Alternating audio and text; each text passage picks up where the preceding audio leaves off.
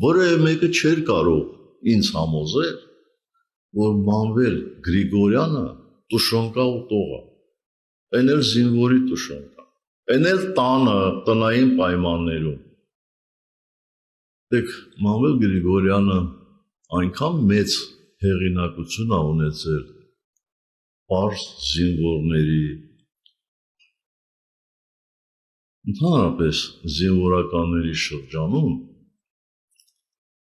որ երբ ապրիլյան պատերազմի, կարելի ասել առաջին կամ նույնիսկ երկրորդ օրը